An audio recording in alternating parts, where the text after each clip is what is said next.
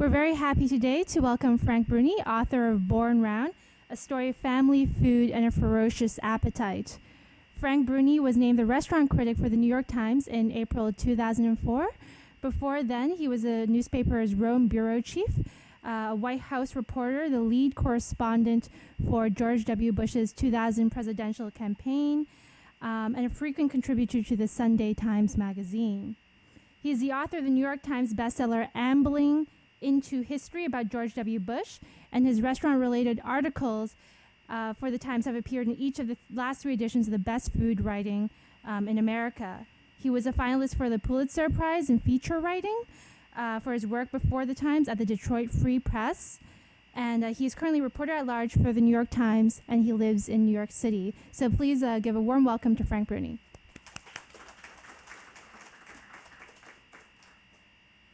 Hey, thanks for having me here. I really appreciate it. This is an amazing place. I think my colleague Maureen Dowd came here about a year ago, and I remember reading her column about Google, but until you kind of see this whole campus, it doesn't really, you can't really appreciate what this is. You guys work in a very charmed environment. I hope everyone's happy here and likes it. I'll swap the New York Times for Google with you any day. Cynthia said, "What kind of perks do you have at the Times?" And I thought for a while, and then I realized none. We have the pleasure of saying you work for the New York Times, and sometimes that opens doors, but there's no free food, there's no gym, no nap stations, nothing of the kind. About a year ago, I wrote the book earlier, but about a year ago this book came out in hardcover. It's called Born Round. In hardcover it was called The Secret History of a Full-Time Eater. The title is now changed in the softcover. The subtitle is A Story of Family, Food, and a Ferocious Appetite. And it's a book I wrote because while there were many food memoirs out there, many of which I'd read over time because it was just a genre I enjoyed, I didn't feel like there were any that talked about the flip side or the dark side of being obsessed with food. Every food memoir I read, everyone just talked about kind of, going into a swoon and falling into a field of soft arugula while not upsetting your champagne flute, and the foie gras in the background. And almost everybody I met when I started writing predominantly about food as the New York Times' restaurant critic, almost everybody I met in the kind of food journalism world was someone who was extremely disciplined about their food consumption. They were not these wonder people who had, furnace-like metabolisms, who never had to worry about what they eat. In fact, they were the most kind of vigilant, mindful eaters I'd ever met, but no one ever talked about that as they wrote all of this lovely prose that exhorted people to kind of, pull a chair up to the table and dig in. So I wanted to write a food memoir. I wanted to write a book about my relationship with food, which was a very unusual one in terms of the drama and comedy of it, that kind of told a fuller story about what food can do to people and how food can trip people up. I was someone who, in the course of my life, went on every fad diet there ever was, yo-yoed over time, back and forth between about 180 pounds and about 280 pounds. And I thought telling that story from the ironic vantage point of someone who ended up making eating his profession, made a lot of sense. What I mostly like to do today is just answer questions people have, because I find everyone has questions about what it's like to be a restaurant critic, what it's like to be the New York Times' restaurant critic. We can talk about journalism in general, Google's effect on it. No, I'm just kidding.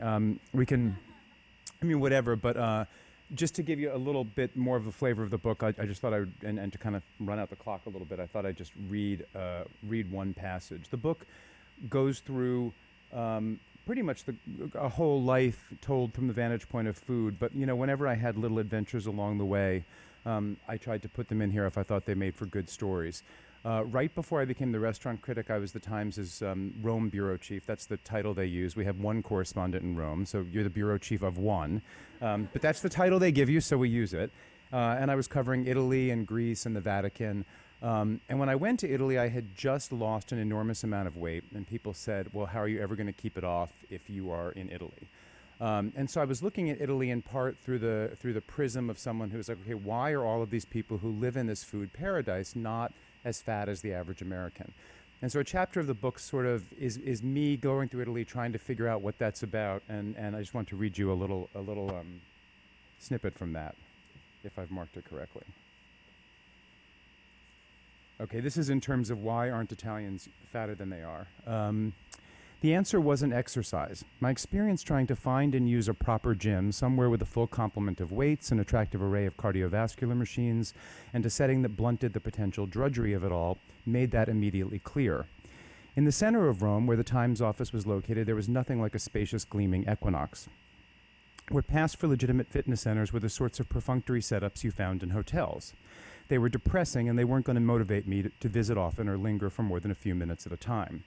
But in a slightly less central location, along one edge of the Villa Borghese Park, was the Roman Sport Forum, or La Roman, as people in the know called it, speaking of it as they might La Lorraine or La Jolie. Romans saw it as an ostentatiously endowed diva of a gym, even though it was little larger or better outfitted than the kind of health club you find in any strip mall in any American exurb. It had a modest pool, a weight room with scores of machines, a glass-walled exercise studio for calisthenics, and perhaps 24 treadmill Stairmasters recumbent bikes and the like. It was darker than any American gym I knew, making me wonder if Italians considered mood lighting a catalyst for working out. I was thinking along the wrong lines. Working out wasn't really the point of La Roman. In fact, the managers of La Roman seemed intent on preventing it. For starters, there was the signed doctor's note they insisted I get in order not just to join the gym, but even to venture as far as the locker room during an initial visit. I produced a note, paid for a 6-month membership, changed into my workout clothes, and found an available treadmill. I had been on it less than 5 minutes when I noticed one of the gym attendants standing at my side, flapping his arms and yelling at me. "E vietato," he was saying, and I would soon realize that whether you were speaking to an attendant at La Roman or reading one of the many signs posted on the walls, that phrase was the most prevalent one, a kind of motto for the gym. "E vietato, e vietato." Translation, it's forbidden. But precisely what about my activity on the treadmill was vietato? Running? All the Italians on the treadmills around mine were walking, and they were walking rather slowly at that, nary a pinprick of perspiration smudging their fashionable exercise outfits. My own T-shirt was already mottled and wet, so maybe sweating was vietato. The attendant explained that while the note from my doctor entitled me to use the gym's pool, weight machines, locker room, and of course snack bar, it didn't entitle me to use any cardiovascular equipment. For that, I needed to submit to an independent examination, including a stress test with heart monitors taped to my chest, by the gym's own physician. It would cost me $100, and an appointment wasn't available until a week from then. I bided my time, paid my money, passed the stress test, and returned to the treadmill without incident, using my gym visits to run 3 or so miles on a treadmill and spend 30 to 40 minutes lifting weights. In the weight rooms were signs spelling out for unexplained reasons that it was vietato to chew gum. It was vietato to leave free weights lying around, a transgression that might require one of the half-dozen attendants to do something other than gossip with one another, harangue unauthorized treadmill users, and unwind in the snack bar, which was a nearly full-scale trattoria with seating for dozens and a menu that included spaghetti carbonara and prosciutto e melone. My path to and from the locker room skirted its tables, at which I'd sometimes spot on my way out of the gym the same La Roman staffers and members I'd spotted on my way in. It apparently wasn't vietato for a member of La Roman to lean against or straddle a weight machine for 20 uninterrupted minutes, monopolizing it without attempting anything more physical than the arching of an eyebrow. La Roman members did this all the time, provided that the weight machine in question afforded them a good view of other patrons, and vice versa. Although most of them were thin and no small number of them were gorgeous, their time at La Roman deserved little credit for that.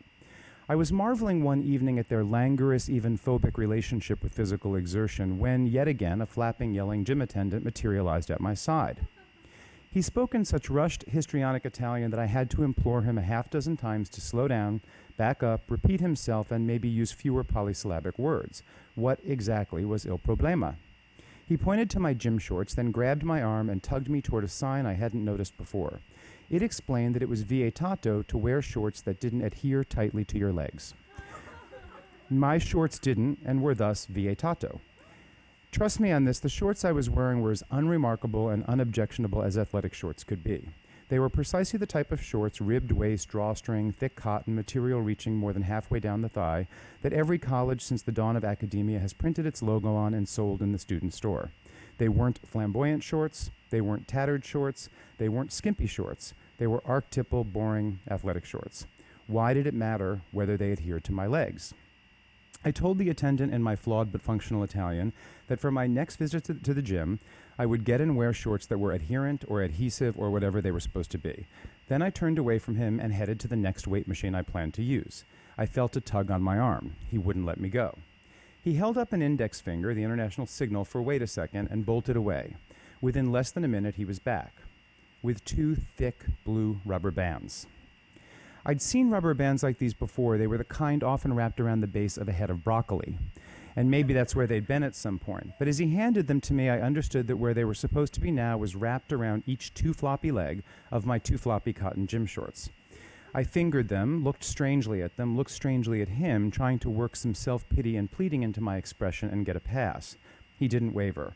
And so I bent to his will, or rather snapped to it, and spent the next 45 minutes stalking La Roman like a human broccoli, each thigh banded in blue. A few days later, I ran into one of my few acquaintances at the gym and asked him if he could shed some light on this floppy shorts policy. You can't wear floppy shorts, he explained, because if you did, other people could see up your legs to your crotch. But all they'd see, I said, is my underwear. You don't understand, he said. The problem the gym was having was that some people were wearing short, loose-legged shorts and not wearing underwear. He paused, then added, deliberately. So now I understood what was actually vietato was flashing your fellow gym users. And what many La Roman regulars most wanted to do wasn't shoulder presses and a full half hour on the elliptical. They wanted to pose, hence the mood lighting, preen, hence the avoidance of perspiration, and give their fellow fitness enthusiasts a gander at the family jewels. That last impulse explained not only the policy on floppy shorts, but also a sign posted in the men's locker room. It stressed that it was vietato to shower with the door in front of your individual stall open. Anyway, I never did quite solve the riddle fully why Italians aren't as heavy as we are, but I think it mostly has to do with portions. Anyway, it doesn't have to do with their time at La Roman or any Italian gym I ever encountered. I'd love to answer any questions anybody has about food, restaurants, the New York Times, or nothing.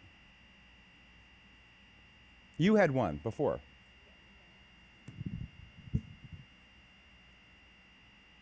was wondering if you missed being able to eat for a living. I mean, having read your book, I know that with some of the food issues and obsessions that you had, I just wondered if you missed that, like having the excuse to eat.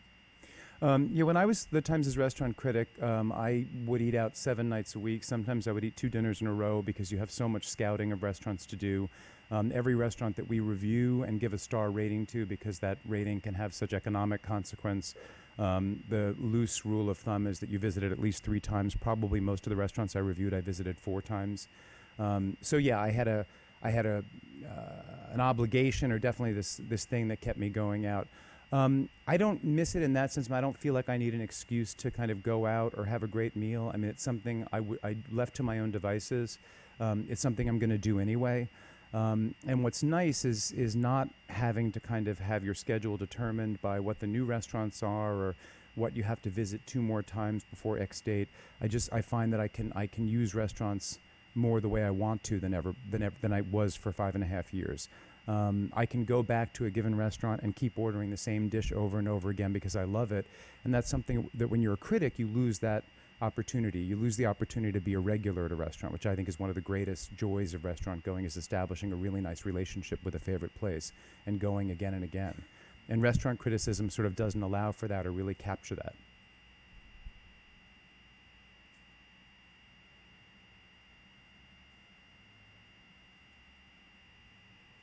Thanks for joining us today. So Thanks I was just curious about the process. So you're told that you have to critique a certain restaurant.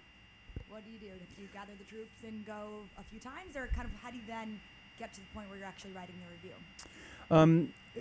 You're not really kind of told to go to a restaurant. You're pretty much you're watching the calendar of openings. Usually it's pretty obvious what restaurants need to be reviewed because they're the restaurants that, I mean, if Tom Colicchio is opening a new restaurant, the public curiosity about that is going to be intense enough that that's definitely a restaurant you're going to have to review. I would say 2/3 of the restaurants you review in a given year fall into that sort of no-brainer category. When you see a restaurant opening that you feel you're going to have to or need to review, and that people have a curiosity about that curiosity needs to be sated fairly quickly, you kind of look at the calendar. You say, when will that restaurant have been open? About 3.5 months, because you don't want to do it right away because that's not really going to be an accurate snapshot of the restaurant. You don't want to really visit in the first week or the first 2 weeks. once you figure out like when it's sort of ripe to be written about, you kind of work your way backwards and you stagger a bunch of reservations so that on what would be the due date for your review, you'll have 3 or 4 visits to the restaurant under your belt and you'll be able to write. You get on the phone, you make a lot of reservations. You learn exactly what that restaurant's reservation policies are, and you make sure to call at the earliest possible moment because you can't afford not to get in because you need it for your job, but you're calling anonymously so you're not pulling strings.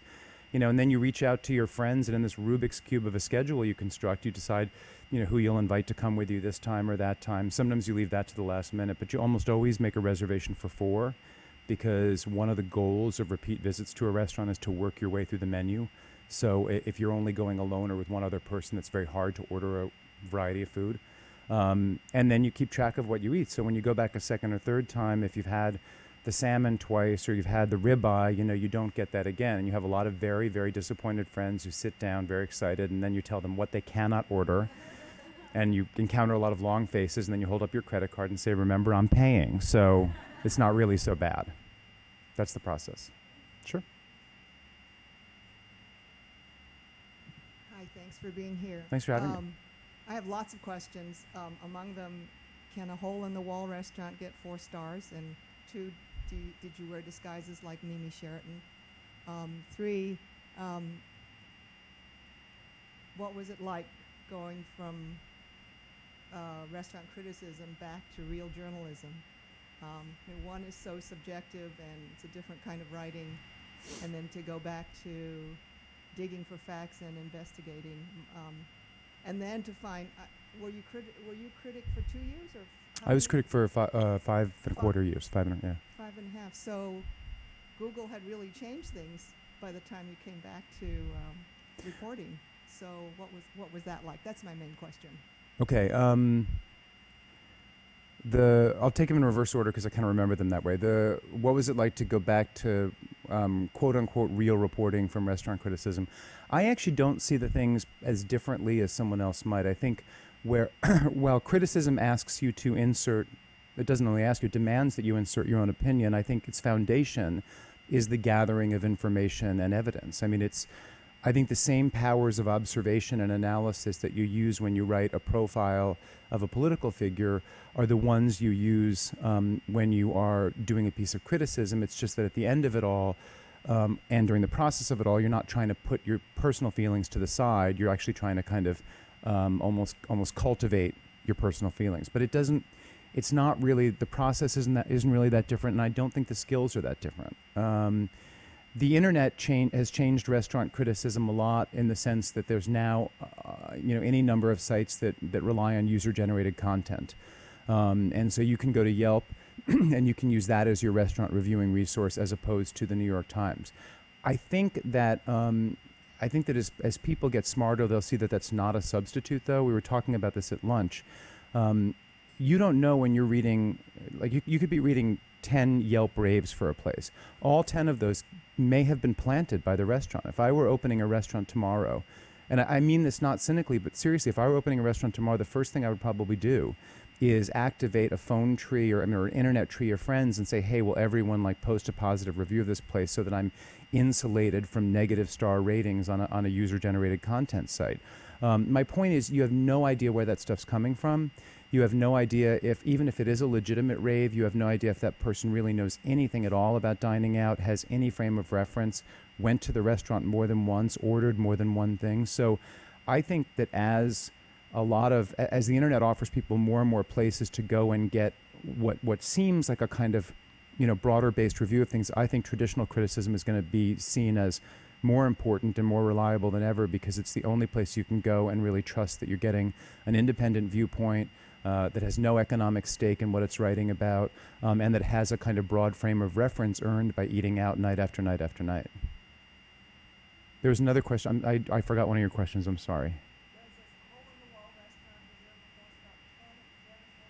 I think any restaurant can get 4 stars. I mean, there are very few hole-in-the-wall restaurants, like true hole-in-the-wall restaurants, that are spending the kind of money that you would need to spend to get the kind of ingredients that would really earn you 4 stars. But if you mean cosmetically, can a restaurant that is not that's not draping its tables in white linen and pulling out all the bells and whistles. Can something like that get 4 stars? Yeah, I think so. And I think it has happened and it will happen, but 4 stars is a pretty rare thing, so it doesn't happen that often. Thanks for coming. One of my questions is kind of related to what you were asking actually, is anonymous critics versus someone who's recognizable like you. So there was an article in the New Yorker a while back about the Michelin Guide and how it's so secretive, and I was wondering kind of what your thoughts are on that, and if it's more effective, less effective, kind of shrouded in secrecy. Right. Well, when I was a critic, I mean, I've done a lot of TV appearances since I handed in my critic's pass, or whatever you want to call it metaphorically. But when I was a critic, I never let my photo be taken in real time. There were some surreptitiously taken cell phone pictures out there. There were old pictures from book jackets in the past. I was frequently recognized in a city like New York or like San Francisco, where you have sophisticated restaurateurs and where the stakes are very high and a lot of money is on the line. You're never going to have a critic who operates for more than a few months before almost everybody who wants to know what that person looks like has figured it out. In my first months on the job, many times, I would be sitting in a restaurant and I would notice in the sort of vestibule area, like people walk in, pause, like look at me for a while, and then walk out. And I learned that what was happening was in those initial months, if a restaurateur did recognize me, he or she would literally get on the phone to the neighborhood, to the restaurants nearby and say, I've got him right here, live in the flesh, come in, take a look. And that's what was happening. Eric Repair, the chef at Le Bernardin, told me at one point that not only did he, when I was appointed, not only did he do what pretty much every restaurateur in Manhattan did and do a Google image search and see what could be gotten, but if he saw a reference to me giving some commentary about the presidential election on Nightline back in 2000, he went to the network and actually kind of purchased, or as a favor got the tape, because he wanted his staff not only to look at still photos of the critic, but to see the critic gesticulating, to hear the critic's voice. My point is, unless you changed in cities as cutthroat as New York and San Fran, unless you changed critics every 4 to 6 months, you're never going to have a critic that is not recognized by the restaurateurs and chefs who really want to recognize the critic. Disguises, you hear a lot about because it's great copy. It's for a restaurant critic to come, whether selling a book or just giving a talk and tell tales about all the times they were disguised. It's great material. It's not really true. It's really laborious to put on disguises that are convincing to wear them.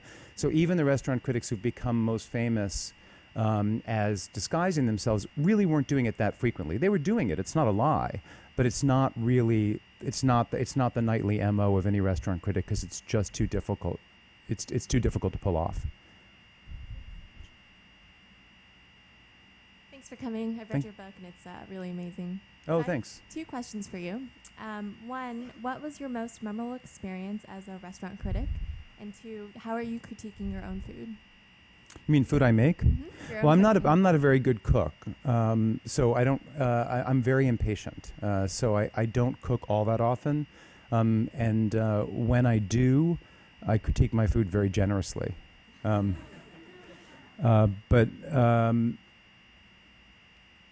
I forgot your first question. I'm sorry. Most memorable experience as a restaurant critic? It's eating out as much as you are, traveling as much as you get to at times. It's really hard to say there's a most memorable experience, but I do seem to always kind of, when someone asks that question, remember early on in the first couple months when I came back from Italy and I was living in New York and I was just beginning this particular job, the restaurant critic job. I was lucky. A couple of very ambitious restaurants opened just as my watch was beginning, so I got to go to them frequently. One was Per Se, which is the East Coast version of the French Laundry. One is the most expensive restaurant in New York. It's called Mazza, and it is a kind of set menu that you go and you have for a set price, which is anywhere from $350 to $500 based on the ingredients at that time of year, and that's without booze, water, tip, any of that. And Mazza is just this kind of, it's this almost kind of monastic space. It's very small. It's Japanese. It's mostly the kind of the heart of the meal is sushi that is made piece by piece for you by a sushi chef who's just attending only, like probably you and the person next to you and maybe one other person. Mazza would open for lunch if they had a reservation. And one day I went there for lunch, and it was just me and the paper's wine critic. And we got there, and nobody else was in the entire restaurant. And so Maza himself, not one of his kind of colleagues, was the only one there. And we literally ate about a 3-hour meal in which every single piece of food that we consumed just moments after he finished assembling it in real time. And each piece of sushi he would hand you, and you would take it in your hand. And there was just something so unbelievably pampering and intimate about that I'll never forget that meal. And having it in the middle of the day just felt like especially decadent. It was just like the height of decadence to spend that kind of money and that kind of time in the middle of the day. I think just ramped it, is what kind of sent it off the charts. I have one simple question. What is your current relationship with food? I love food. My current relationship with food is not nearly as tumultuous as it has been in the past. It's one mostly of just outright love, but I still find myself having to be very careful. I'm a lifelong overeater who has had some periods of, very bad health because of it, and that never goes away. It's interesting, if my book fits in in any one genre, it probably more fits in it as it's probably better described as an addiction memoir than a food memoir in some ways. But food is a really tricky thing. I didn't think of it this way until I was fortunate enough when I was sending around the manuscript to get a quote, a blurb from Augustin Burroughs, who I don't know, but who I knew some people in common, and I sent him the manuscript. And what he said that we put on the cover of the hardcover, I think it's on the inside of this, was food is a really tricky addiction, because with anything else, alcohol, crack, heroin, the answer is just stop. But when you have someone who's got a food addiction or is an overeater, you can't say, well, just avoid the substance entirely. So it's a much, much kind of subtler challenge, and I think it's a challenge that never really goes away.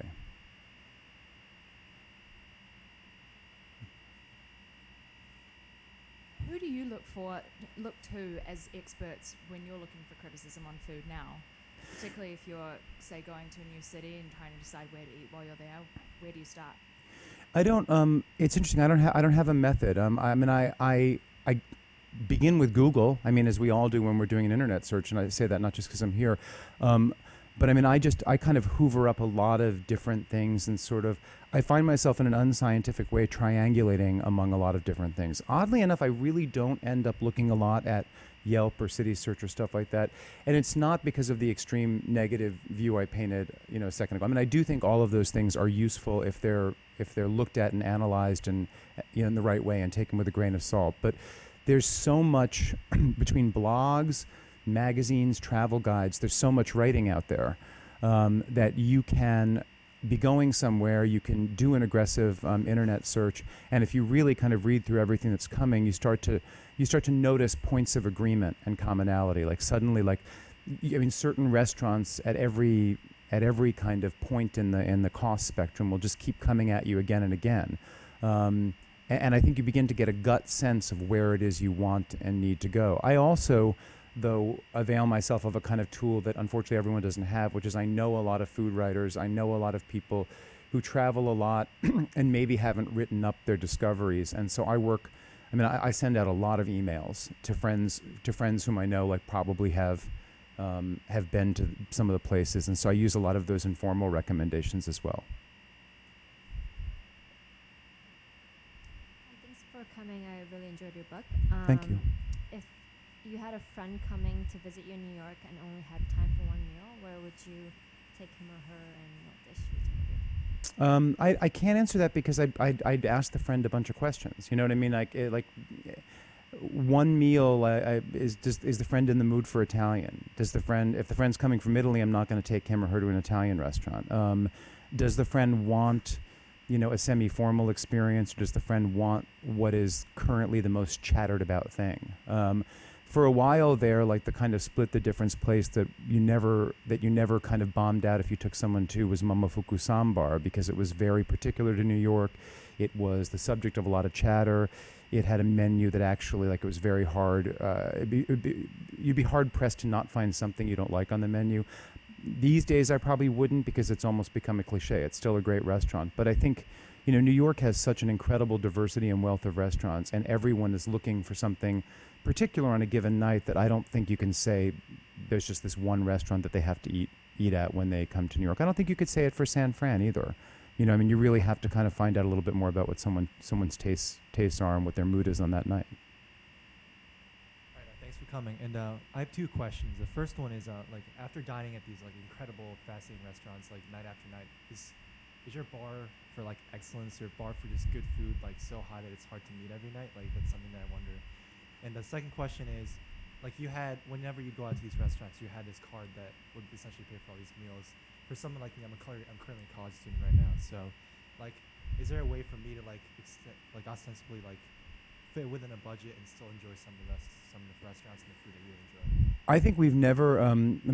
The last thing first. I think you've never lived at a better time if you're on a tight budget, you're a college student, whatever, and you want to participate in the food culture. I don't think there's a better moment than right now, because as the whole white tablecloth idiom has declined, more and more ambitious young chefs are strutting their stuff in theaters that are not stuffy, that don't necessarily have a rope line of a very high cost.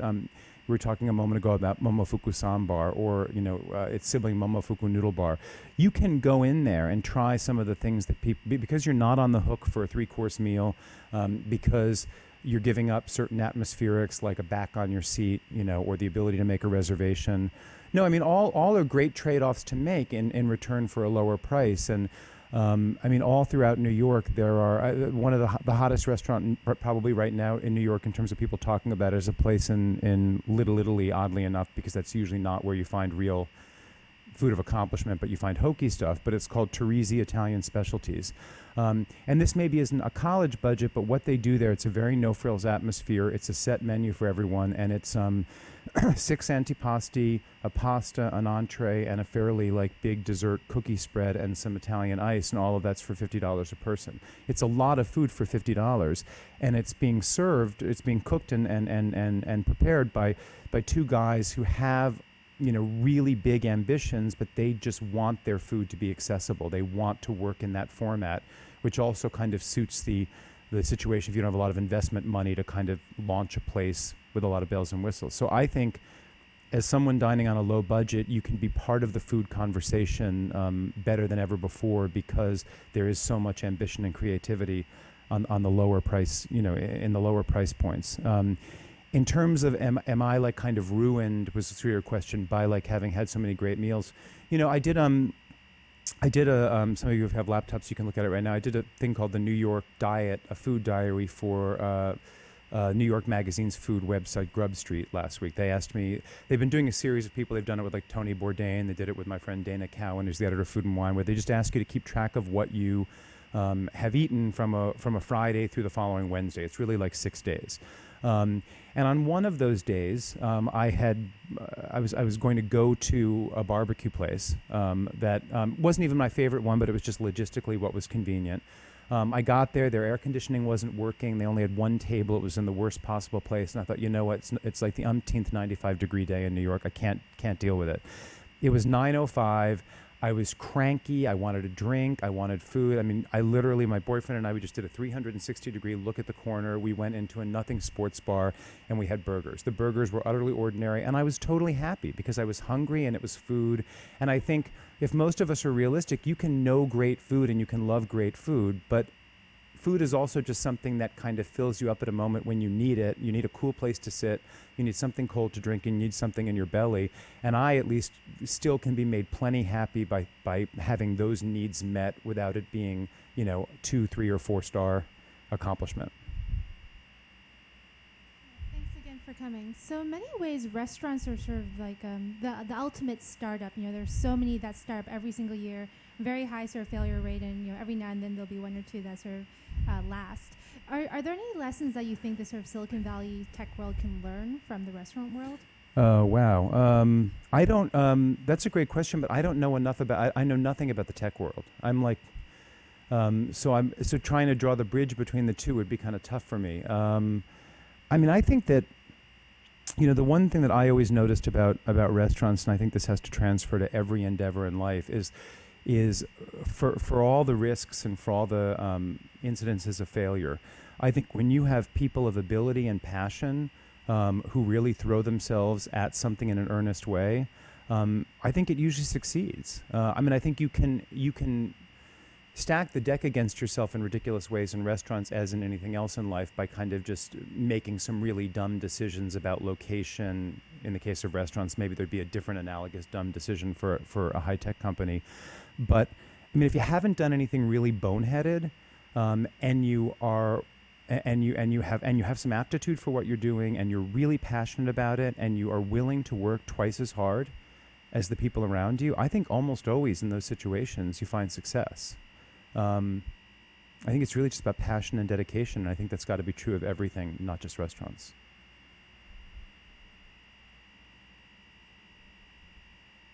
I presume you had dinner or lunch on campus.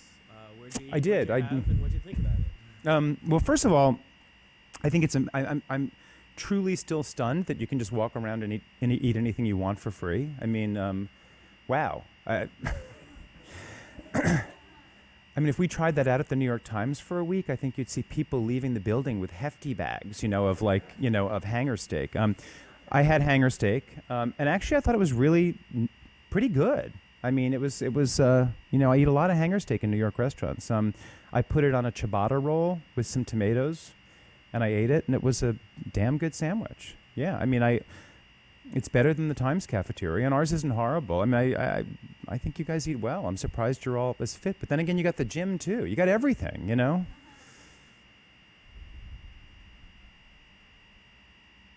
wonder if you have a comment on some of the edicts, regulations that are going on in New York. Some of the what? The edicts or regulations, no trans fat, no salt, the foie limitation. I have to be careful about that because that's the kind of thing I could end up writing about, and it's the kind of thing like we all have our personal opinions. I think I actually have to kind of avoid that question because I think it's the kind of thing I could too easily end up writing about, and I would want writing about it to present all sides of it and not to have someone say, no, but we saw you at Google on something that went out on YouTube saying X, Y, or Z. So I'm going to have to muzzle myself on that one. I'm sorry.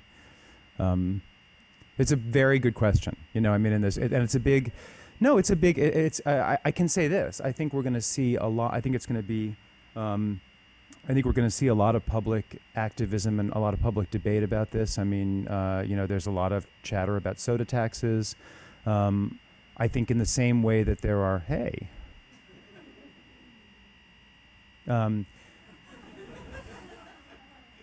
love dogs.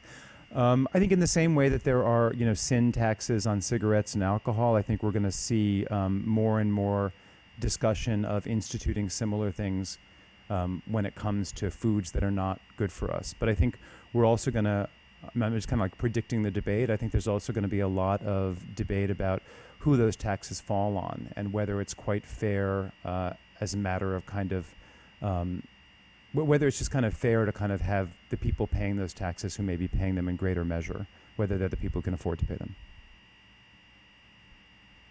So kind of the opposite of the tone of some of the other questions, I kind of wonder how you got through 5 years of that much eating.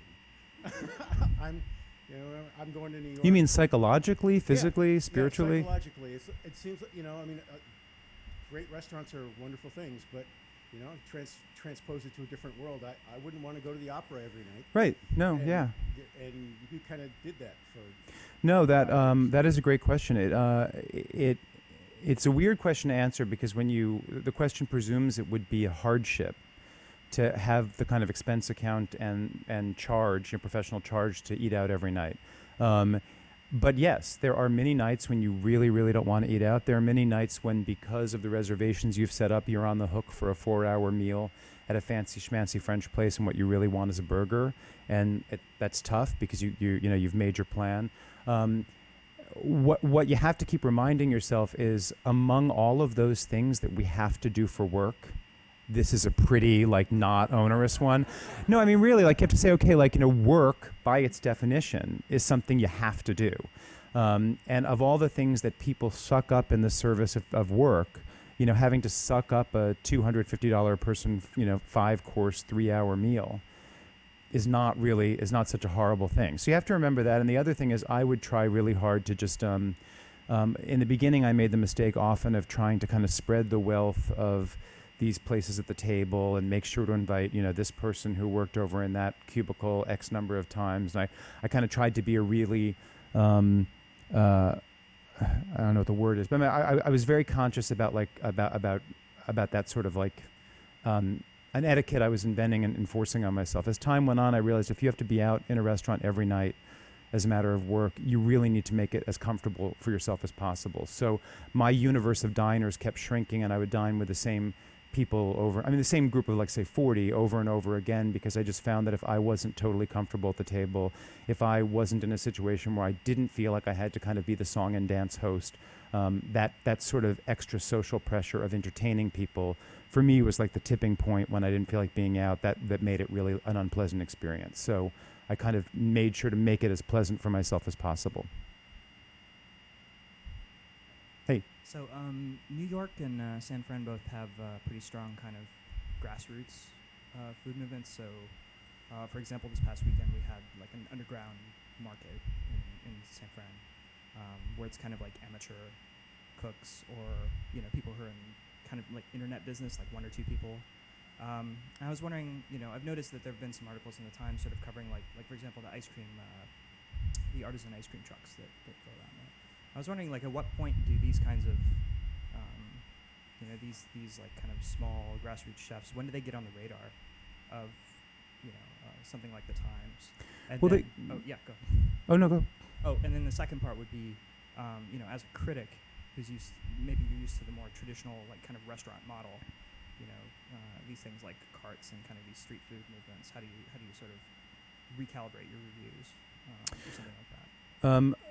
Things like, artisanal dessert trucks, stuff like that, they get on the radar of something like the Times. They get on everyone's radar really fast because of the internet, which is a great thing.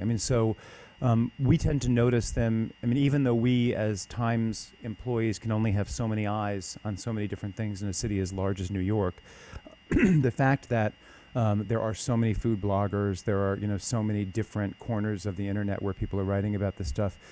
It's pretty easy, actually. It's easier than ever to be a reporter of certain sorts of social and lifestyle trends these days, because anybody out there with a blog and a computer and a keyboard is sort of acting as your sort of advanced troops and your scouts. So those things, I think, get noticed really, really quickly. In terms of how they affect reviewing, I think it's apples and oranges. We write a lot of articles at the Times where we kind of round up some of those things you're talking about, whether it's like artisanal shaved ice, which there was a big article my friend Julia did a while ago. And within those articles, there is plenty of commentary on what seems to be best or not. Those things don't need to be and probably shouldn't be moved into the restaurant review space, because they're not restaurants. There's a kind of necessary definition of parameters in the restaurant review space, and while those parameters have grown broader and looser over time, if you go back long ago, if it wasn't a proper restaurant with a tablecloth and all that, it was unlikely to get reviewed. I think we do rightly draw the line when it's something like a truck. You can't really give stars to a truck, and nor is there as much of an imperative or as much importance to doing so, because when you think about it, what you're doing with the restaurant space is you're telling people, at the end of the day, the one thing you're doing is you're telling people whether to go or not. And so you should reserve that space and that command for something that asks a certain level of financial commitment from them that's more than the $1.99 they're spending for a cup of ice, And I think that's one way to think of what belongs inside and outside. Thanks. Sure.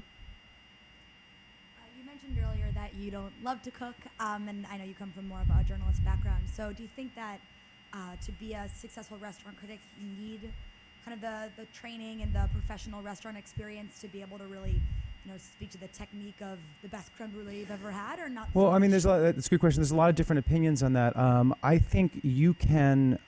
I don't think you need to be able to make a great creme brulee in order to judge a great creme brulee. And what's really interesting is, for some reason, it often gets hashed out, not just in regard to me, but in general, because most restaurant critics aren't, extraordinarily accomplished cooks. Most of them do probably cook more than I ever did or do. But there's this discussion of like, if you haven't worked in a restaurant or if you haven't gone to Culinary Academy, do you have any right reviewing restaurants? Well, I don't know of many movie critics who've been to film school or ever stepped behind a camera or even been on a film set. I don't know of most book critics haven't written books, and that's not such a kind of rarefied thing to do. I think that to be a critic of whatever you're criticizing, the one thing you need is to have really, really exposed yourself to the broadest possible world of experience in that thing. You need to know what greatness is when you see it, and you need to know when something falls short. And the best way to know that is to have had such a wealth of experiences, to have a kind of yardstick that is so much more finely calibrated and so much longer than other people's, that when you say this is the best short rib entree in the city, you know what you're talking about because you've tried almost all of them. I don't think you need to be able to go home and make it. And I think you can also, I find when I do take stabs at cooking, I'm exaggerating my incompetence, but I can look at a recipe in a cookbook and I can make little tweaks and end up liking it a lot better because I do know a lot about how flavors work together, and I do know like what's going to be an engine of moistness and what's going to be the opposite. I'm just an impatient person when it comes to the time and patience necessary to kind of put together a great meal. Usually ends up watching something I DVR'd instead, on the TV or something. Great. And then my second question is, in terms of kind of the celebrity chef movement and the new attention that we're getting with Top Chef and all these shows, do you think that that's a positive influence on the restaurant, the culinary world, or is it kind of detracting from the genuine nature of it? I think it's both. I think that one, in a positive sense, what Top Chef and a lot of those shows have done is they've gotten more people interested in food and in restaurants than formerly were. And that's a kind of market that then exists that allows a lot more chefs to take economic risks, to open places, to try things out because they've got a more willing and rapt audience than they've ever had before. So that's really, really positive. I think on the negative side, the kind of commercialization of food entertainment has sent a message to a lot of young chefs to be. That what they're after and what this world promises them is fame and riches and their faces on billboards. And that actually is only going to happen for a very few people. And so I think the danger and the negative part is that some of the wrong people will be attracted for the wrong reasons to the hard work of cooking in a restaurant because they have some misguided illusion that what this really is a fast track to being the next Snooki, No, really, like we live in a world where everyone wants to be some version high or low of Snooki, and food seems to be a bridge. I'm serious.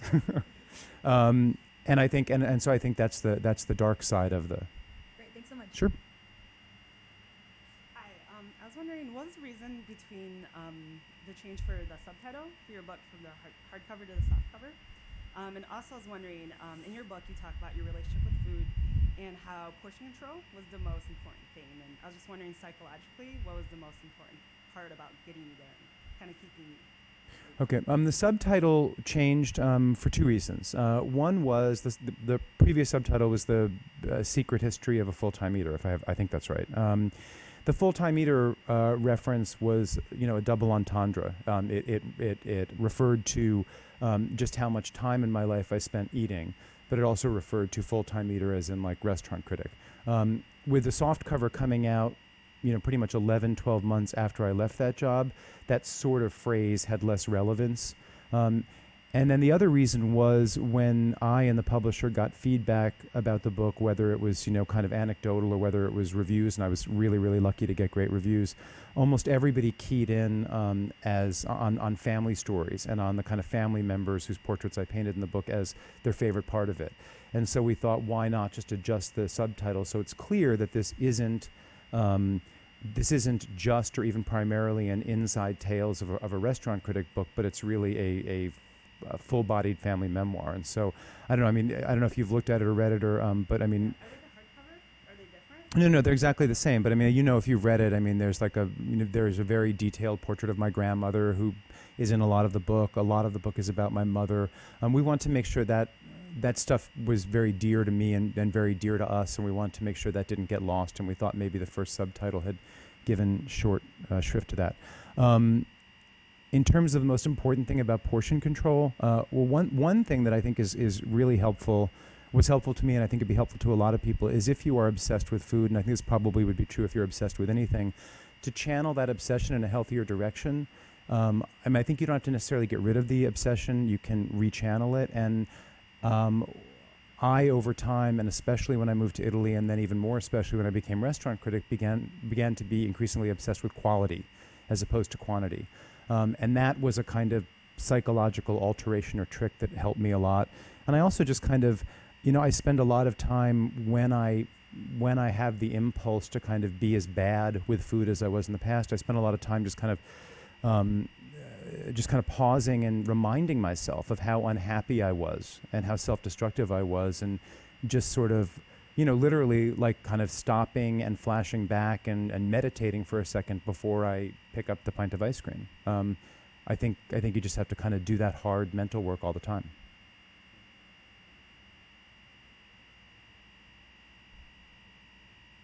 So I was wondering if you could go a little bit more into the writing process that you employed when writing the reviews. Is this something that after you go to a restaurant you would stay up for an hour later and write down your notes, or when would you finally crystallize your opinion of that night's meal? I would do a lot of different things. It wasn't always the same, but some of the things I did most frequently, I learned over time that I did like to have some sort of kind of contemporaneous notes, but it's impossible to take notes at a table without drawing attention to yourself. And I tried texting myself, but that also just kind of goes on a little bit too long. So I would either step outside as if I were going to have a cigarette, or I'd go to the men's room and I would call myself.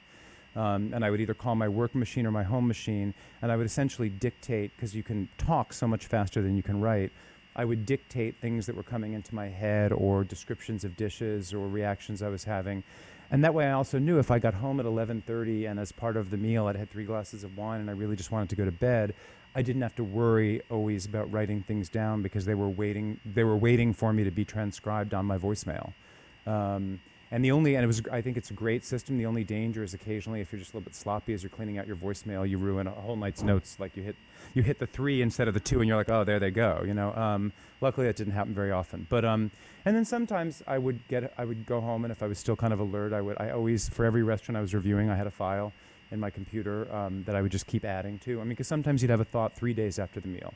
You just call up the file and add to it, and those files usually would grow over the course of the 5 weeks you were visiting the restaurant. And then when it was time to write, you kind of read through them, and that was that. You seldom decided what a restaurant's rating was going to be or what the review was going to say until you'd finished your visits, because it could really change over time. You can go to a restaurant one night, just happen across the very, very worst quadrant of the menu. It can be the restaurant's most off night. And after 3 more visits, you can realize, wow, I love this restaurant, and that was a truly, truly aberrant experience that needs, like the Russian judge's score of the gymnast needs to be thrown out, because it's the one that's, the one that's the farthest afield from everything else. But yeah, that was basically the process. We're almost at 2:00, so I should probably just take one more question. Thank you, everybody, for coming. An easy one for you that you can't answer, I'm quite sure. What's the most common mistake that you've seen restaurants make? I think the most common mistake that restaurants make is their immediate public face to the world, whether it be on the phone or at the door. I think that I always grew up. My father used to always say, first impressions are vitally important, because you only get one crack at it, and you kind of are always trying to overcome it if it's a bad one. I'm shocked at the number of restaurants that don't train or manage their staff in a way that has them be more polished and friendly on the phone. And I'm shocked at the number of restaurants which don't have a system in place so that when you walk in and are standing in front of that host or hostess station, your first experience is a positive one. I look around in restaurants at the number of times you see an arriving party stand there kind of almost clamoring for attention for 10 minutes before anybody gets to them. I can't. It seems to me like such an easy thing not to do wrong that I can't believe how many restaurants do that wrong. But I think the great ones don't do it wrong because that's, because they know how important it is and they know that it's an utterly controllable situation. Thank you again, Frank, for coming Thank you, here Cynthia. today. We really enjoyed the talk. And again, books are available for sale at the back. Thank you. Thanks.